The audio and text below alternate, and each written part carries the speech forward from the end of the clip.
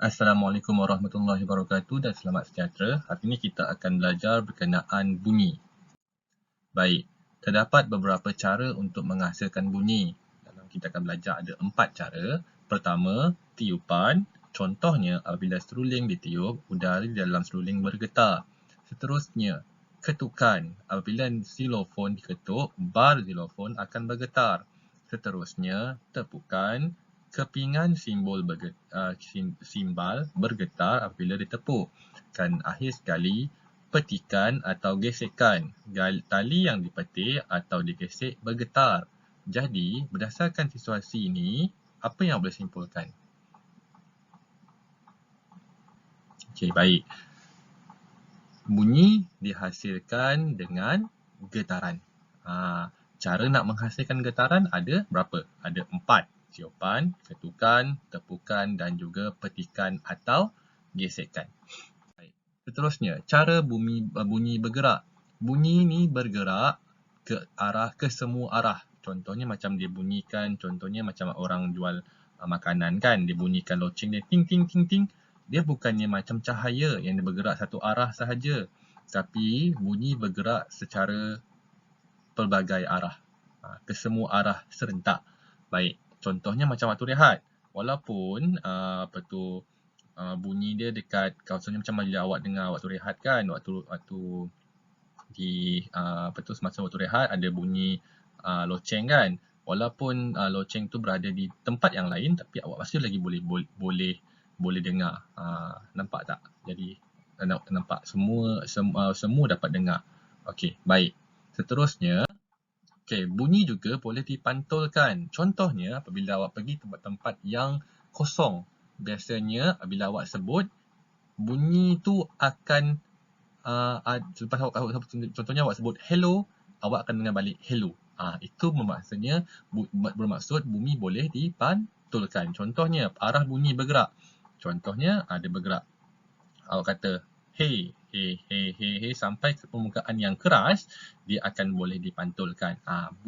Bunyi boleh dipantulkan dekat permukaan yang keras. Tapi kalau tempat permukaan yang lembut, contohnya span, bunyi tak boleh dipantulkan, dia akan diserap.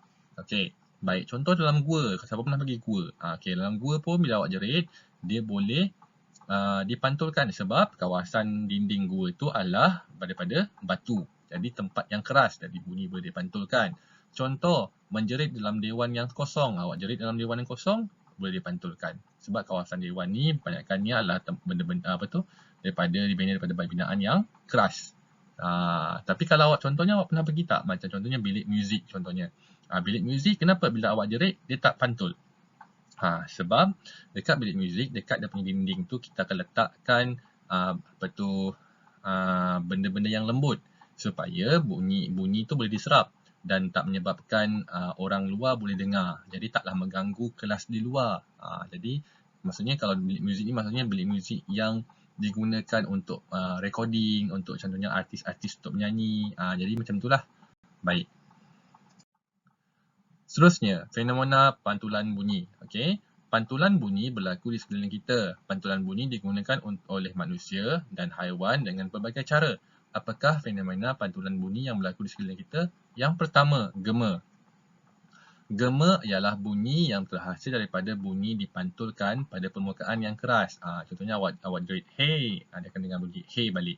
Seterusnya dalam bidang perubatan. Okey, contohnya dalam bidang perubatan, pantulan bunyi ultrasonik digunakan untuk mengesan organ dalam badan pesakit atau bayi dalam kandungan. Okey, contohnya macam kalau ada mak awak, siapa yang berpeluang ikut mak dia pergi tengok check up, kalau maksudnya pemeriksaan apabila mak dia mengandung, awak boleh tengok tengok macam mana keadaan dalam perut menggunakan adakah alat ni dia akan cucuk tak? Sebenarnya dia keluarkan bunyi sahaja. Dia keluarkan bunyi ultrasonik ni, kemudian akan pantul balik menyebabkan dia boleh dipaparkan dekat skrin.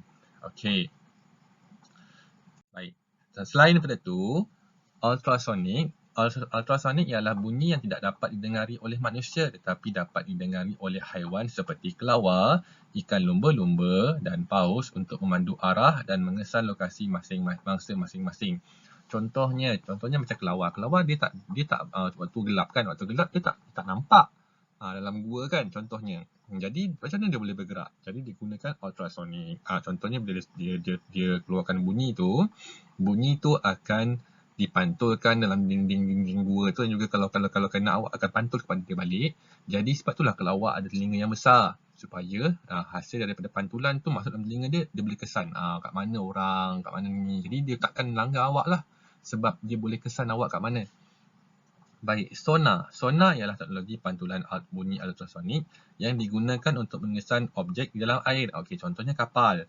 Dia nak tengok tempat, contohnya dia nak dekatkan, contohnya kapal ni nak berlabuh.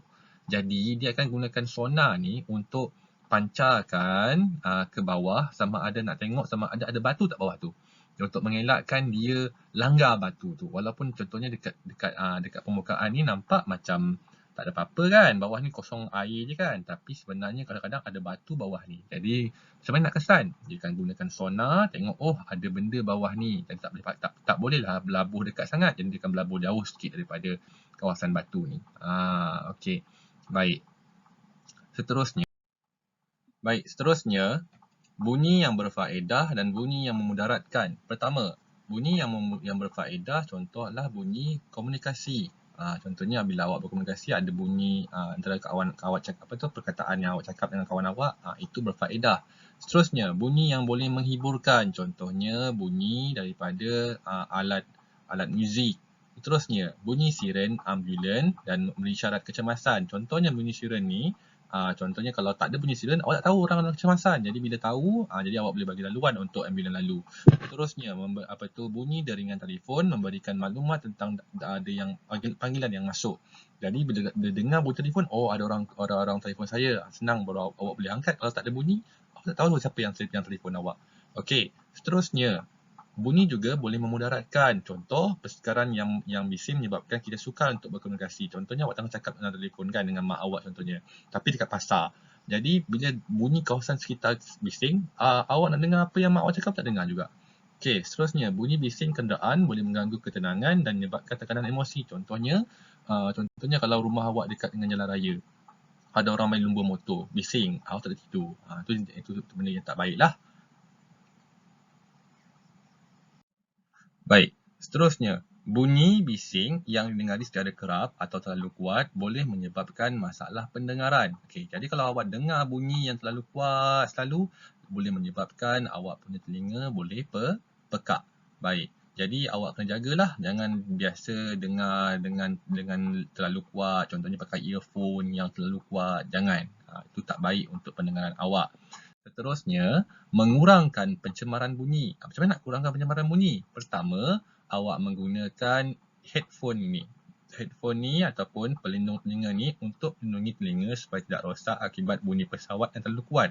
Contohnya, kalau siapa yang ada kesempatan untuk naik kapal terbang, awak boleh nampak orang dekat kawasan kapal terbang tu dia gunakan headphone ni untuk menghalang bunyi masuk dalam telinga dia. Jadi sebabkan bunyi pesawat ni kan kuat kan, bunyi enjin dia. Jadi boleh menyebabkan kerosakan pada pendengaran. Seterusnya, penyerap bunyi seperti permaidani, langsir dan tingkap boleh mengurangkan getaran bunyi. Saya cakap tadi, kat tempat benda-benda yang lembut boleh menyerap bunyi. Jadi dengan memasang langsir semua ni, dia boleh menghalang bunyi daripada keluar ataupun masuk ke dalam kawasan awak ataupun bilik awak contohnya. Kemudian akhir sekali adalah dengan cara contohnya macam penggunaan pokok. Pokok ni pun boleh menghalang bunyi sebab dia kan macam walaupun kayu ni keras kan, tapi macam dari segi daun-daun ni semua ni, jadi dia macam boleh menyerap bunyi. Jadi orang kat kawasan taman ni takkan dengar lah bunyi yang dekat kawasan jalan raya ni. Itu cara-cara dia. Baik, itu saja. Terima kasih.